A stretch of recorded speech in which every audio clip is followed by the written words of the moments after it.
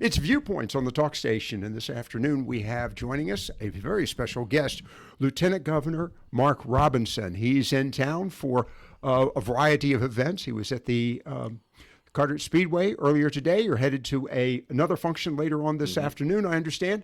Real quickly, let's start off with, and this I'm doing for a reason, not only for the benefit of the audience knowing something about not only the lieutenant governor, but the candidate, Republican candidate for governor of North Carolina. Sure.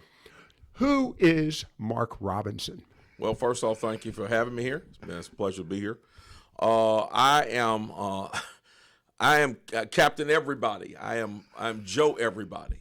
I'm an individual who was not intimately involved in the political realm prior to 2018.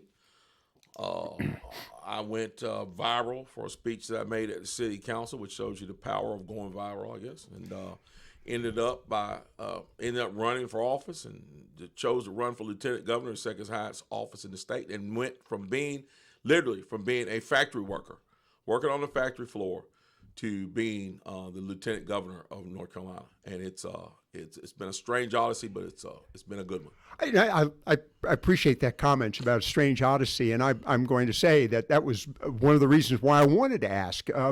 Here you had an experience which you say went viral, but there's another aspect of that, Governor Robinson. And by the way, he's lieutenant governor, but his title is governor of North Carolina, so I want to make mention of that.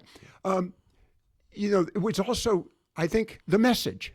And I want to talk about that a little later on in the conversation. But I think the message is what resonated, is it not? I believe it was too. There was a number of factors that went into that speech going viral. The number one factor, of course, was the content.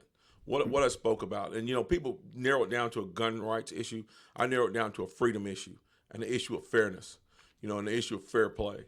So many people in this country get up every day and go to work and work hard for their families, and oftentimes they're the last ones considered. And I mentioned that in my speech, and those were the people that I was speaking up for. At the time when I gave the speech, I didn't even own a firearm.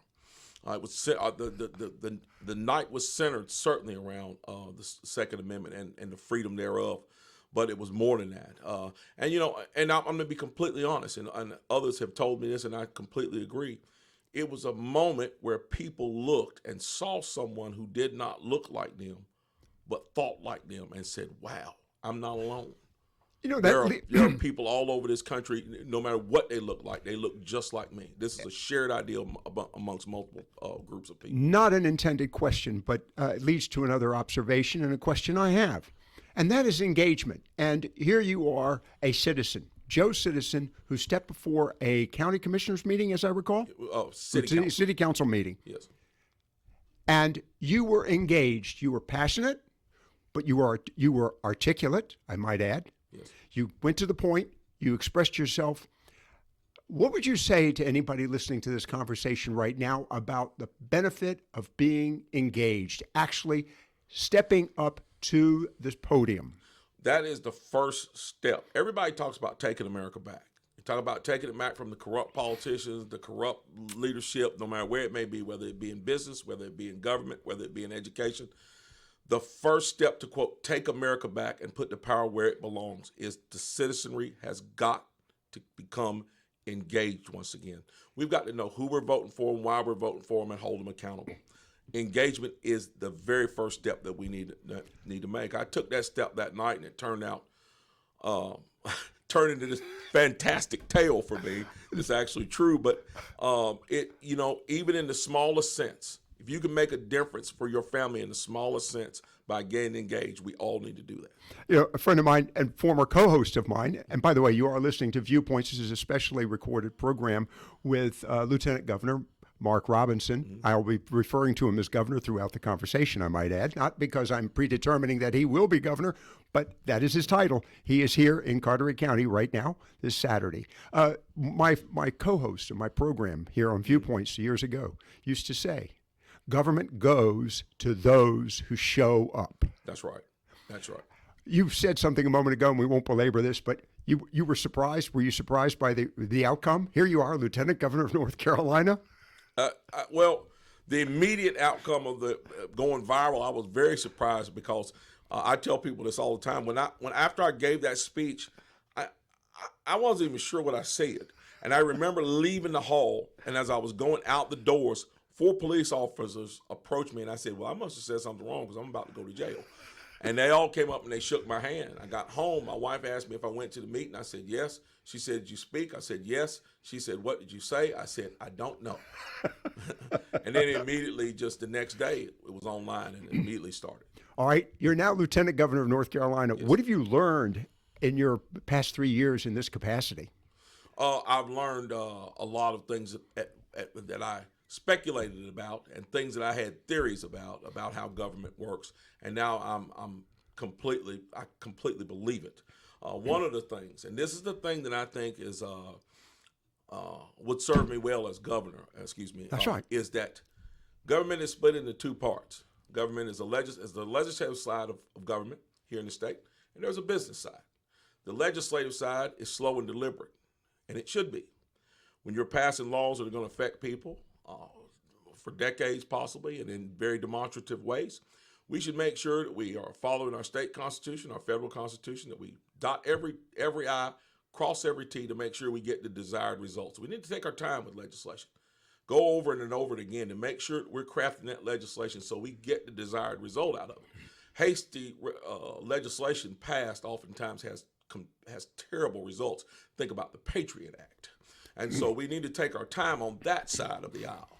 However, that slow and deliberateness in government on the legislative side often transfers into the service side. Agencies like DOT, DEQ, DHHS, and others. We cannot allow that to happen because those agencies literally hold the cards in their hand for the success of people's businesses and their jobs. Those agencies need to be modernized. They need to be flexible. They need to be up to date. And number one, they need to be service oriented. And that's where we want to get to in this state. In 3 years, you've learned a lot. Let me just go back to something. I asked earlier, who is Mark Robinson? Yes. You're articulate. Our conversation right now is not pre-planned. You didn't even know what questions I was going to ask you. Sure. Something about you seems to be very smooth, very easy about the conversation, your thoughts. What's your background that gives you that experience? Are you just a genius? No, I'm not a genius. I'm number 9 of 10 kids. Okay. By the time the pen got to me, it was almost empty. So we had to be quick on our feet. Okay. You were. No, it's just that my wife will tell you, and I'll tell you openly, there was a time in my life when I thought I wanted to be Dirty Harry or Rambo or some tough guy, Chuck Norris. And then one day I was happened to be reading a book about the Iroquois Indians as I was studying history at UNCG. And something was getting on my nerves. And I realized what was getting on my nerves was this football game was on television, and I turned it off. And when I turned that off, I turned that book and I looked at it and said, you know what? I am a nerd. Because I love things like this. I love to study. I love to read. I love to think about things. I love to contemplate things. I love to ask questions. And the biggest thing that I'm looking forward to about being governor is getting to work. Doing the work with those state agencies, actually getting out here on the ground, meeting people, finding out what their needs are, finding out where the demands are, and trying to meet those demands. I'm not going to say that I'm a close observer of you, but this is the first time I've heard this background on you. Yes. I think it's important, and this goes back to my comment, who is Mark Robinson? And I think this is one of the issues that the voters want to know. Absolutely, and I think a lot of times in the mainstream media tries to portray me as some type of maniac who's going to go in office and start stealing everybody's constitutional rights. Nothing could be farther from the truth. I'm 100% believer that when I was a social media influencer, I wanted people to read my page and read my opinion. When I became an activist, I wanted to advocate for the folks that I was advocating for, and I want them to hear our opinion. But when I became an elected official, I realized something. My opinion comes to a table, and it comes to a table with 120 House members here in North Carolina, 50 senators, a governor, and a lieutenant governor. What comes off of that table is something called consensus. Now, if you're not mature enough to accept consensus when it comes off that table, you don't need to be an elected official.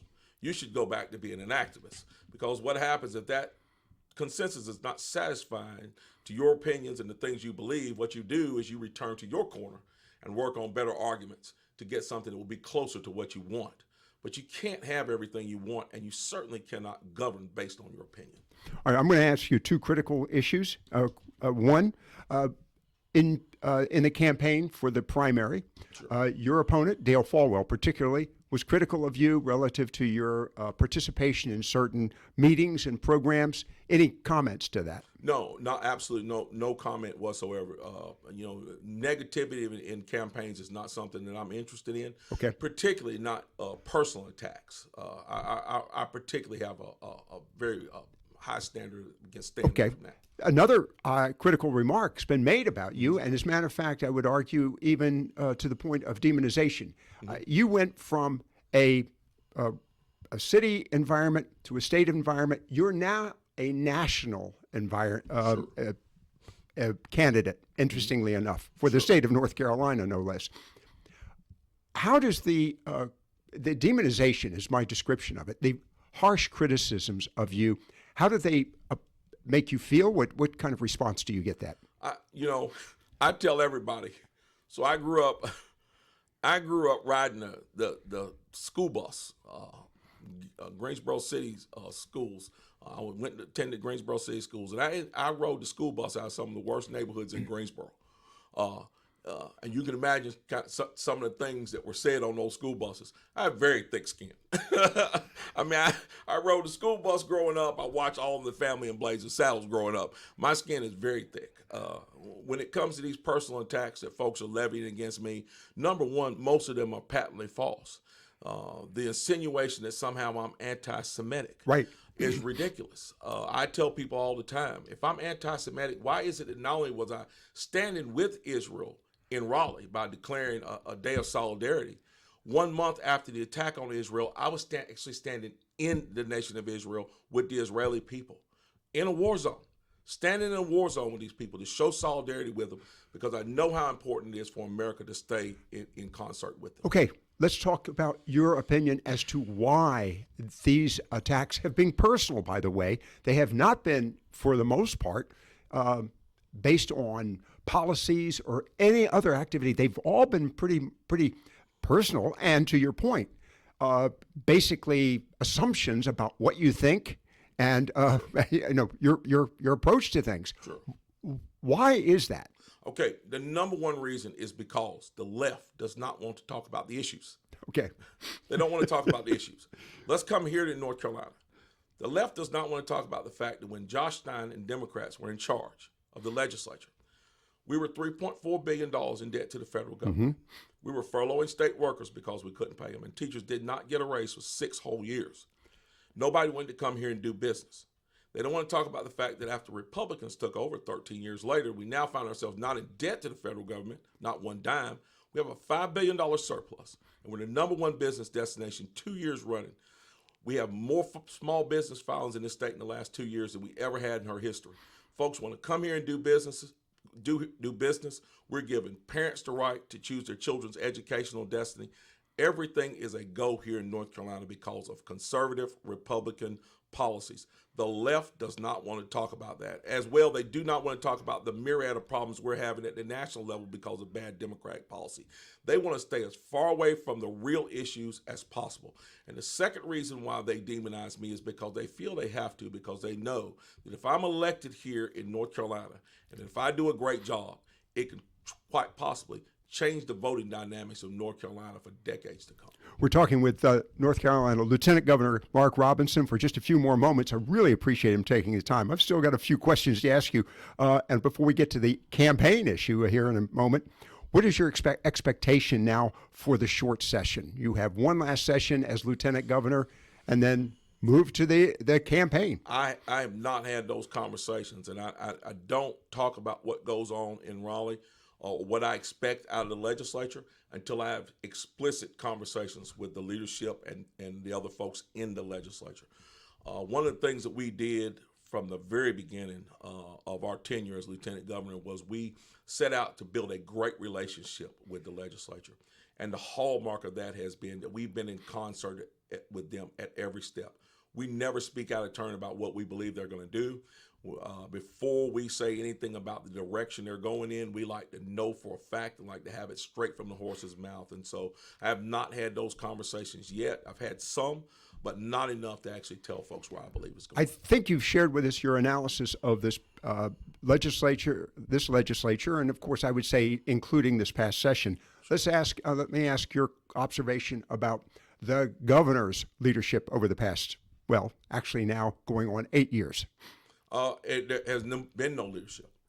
The most leadership that Roy Cooper can brag about is shutting down people's businesses, telling them they're non-essential, and telling them they can't go to church. Those have been the biggest accomplishments that this man has made since he's been in office. He's not been a great administrator over the state agencies that we've had to continue to help business to grow. He has not been a person who's been willing to reach across the aisle, and he certainly has not been a person who's lived up to his word when it comes to equality in this state. And I'll tell you why. Roy Cooper has never acknowledged the fact that we have our first black lieutenant governor.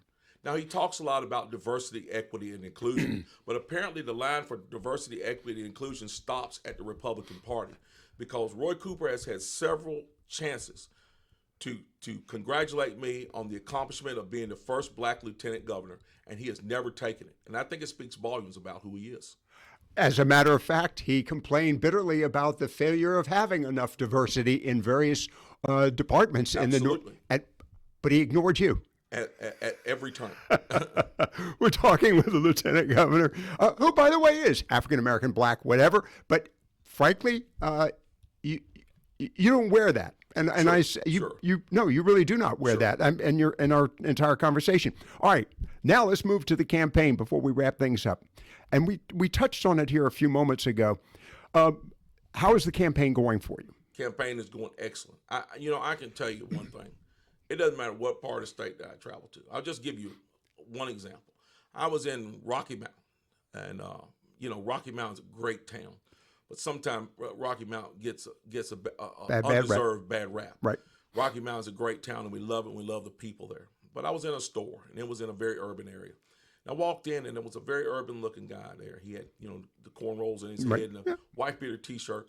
He saw me, and this guy went nuts. It's like, oh my God, I can't believe it. It's Mark Robinson. And he was telling his friends, you guys don't know who this is. It's the first black lieutenant governor of North Carolina. And I'm looking, going, wow, our reach has just become phenomenal. Everywhere we go, there are people cheering us on, people that know us, shaking our hands, telling they're going to support us. So we see it in every corner. Your campaign, though, has become a national campaign. Sure. And that was going to be my next statement. When we won our primary that night, I got calls from governors all across the country. I got calls from supporters all across the country.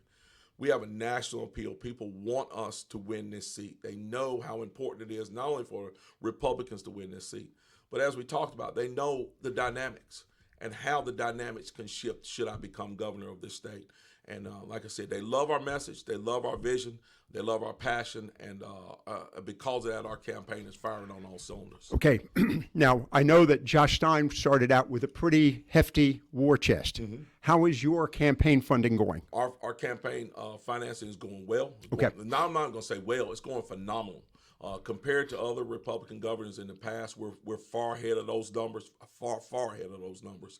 And I think we're going to exceed those numbers in the coming months because folks really want to pour into our campaign because they really believe in us. The thing that I don't ever worry about, though, I don't ever worry about Josh Stein having more money than us. Why? Cherie Beasley had more money than Ted Budd. That's right. Stacey Abrams had more money than the current governor of Georgia. She spent $102 million trying to become governor, and she still lost. It's not about the money. It's about the message. It's not about the dollars. It's about how demonstrative you are and how successful you are in transferring your vision to the people of the state. And we believe we can beat Josh Stein on that every day of the week. All right. Very quickly, the issue of endorsements. You've gotten, of course, President Trump's endorsement. Sure. You've got Senator Berger's endorsement. Sure. How important are the endorsements? I think they're very important. Endorsements tend to be very important because it lends credibility to your campaign. Sometimes endorsements can hurt a little bit, sting a little bit in the beginning, but I think ultimately at the end of the day, endorsements help campaigns a great deal. And again, it's all about who it is and who the endorsement is coming from. But certainly, we stepped up early and endorsed President Trump, and I'm very demonstrative about supporting him. Interestingly enough, you were more Trumpian than Trump is at some points. Your message has not changed, has it, since that event in 2018? No, it hasn't. My message has not changed. Now, I can tell you clearly that my methods have, because I've switched buckets. I've gone from social media influencer to advocate to now elected official. But my heart is still in the same place. My heart is still with our Constitution. My heart is still with freedom and independence for people. And my heart is still with the state of North Carolina. Okay, I'm almost wrapping things up with you. And again, I appreciate it. We've got North Carolina Lieutenant Governor Mark Robinson with us today, and he's taken time out of his busy schedule to be here in the studio, and I really appreciate your time. It's interesting. The question I was thinking about asking, whose coattails are going to be stronger? Yours or President Trump's in North Carolina? I don't know. I'm pretty sure his will be based on the vote count. And, I just want to take a minute to say thank you to everybody who voted for us in the primary. We had an outstanding result in that race. We got more votes than anyone in the state except for President Trump. We even got more votes than President Biden, who ran unopposed. We got 60,000 more votes than the current sitting president. We have the support and the love that we've been shown by the people of North Carolina has been incredible. All right, last two questions for you. What are you hearing in your travels right now from your constituents and also in the campaign activities? The thing that encourages us the most, no matter what section of the state we may be in, no matter what community we may be in, we're hearing the exact opposite of what the mainstream media is preaching. People want to talk about the solutions, and they want talk about the issues, and they want solutions to the issues. And when they hear them, when they hear vision and solutions to the issues that they're facing, they get excited. That's what they want. They don't want to talk about this salaciousness about what somebody said on Facebook in 2010. They want to know, what are you going to do to help me keep my job going? What are you going to do to help my kids' school down there that's failing? What are you going to do to help North Carolina grow? And when you tell them your vision and show them your solutions and your intentions, they get super excited about it. We're going to wrap it up. Two things. I'm going to give you an opportunity to say your thoughts on the campaign and for the audience. But what are the top campaign issues for you? This is randomly the top 5. It's easy. For me, it's all about the economy, and it's all about education.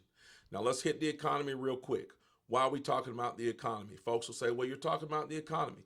What we want to do with our economy right now, with the groundwork the legislature has led us and got us in such great shape, is we want to start working on programs that are going to help this economy grow from Murphy to Manteo.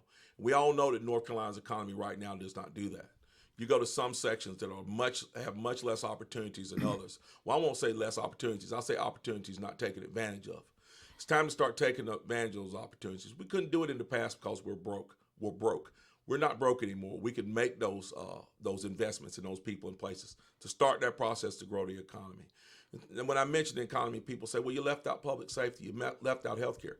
You can't leave those out when you talk about the economy.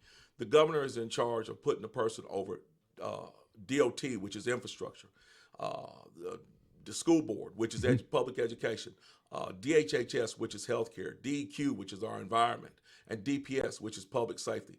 Those are the pillars that our economy stands on. So as the governor works with those agencies, he's working to continue to build the state. That's why it's so important to have a governor who is focused on those issues. When it comes to public education, I separate that one out. We've got a ton of work to do in our education sphere. We've got to start teaching our children to read, write, and do arithmetic again. And we got to start getting our children career ready, not college ready, but career ready, to make sure when they step out at 12th grade, they just don't have a sound basic education.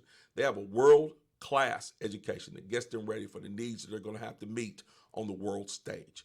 And that's going to be our goals as governor. Again, our guest, and I want to thank him for being with us. But I got to give you one last opportunity, Governor Robinson, and that is, what would you like to say to the audience? And don't forget, how can people find out more information about you? We just want to say thank you to all the great people of North Carolina. I assure you, should we be elected, we will be there to serve everyone, not just the people who voted for us, but the entire state, because we want to see the entire state grow. If you want to learn more about me and learn more about our vision, you can go to markrobinsonfornc.com. That's Mark Robinson, FORNC.com. You can find out all about me and do all the associated things. It's Viewpoints on the Talk Station. Our special thanks to Lieutenant Governor Mark Robinson. Best of luck to you, sir. Thank you.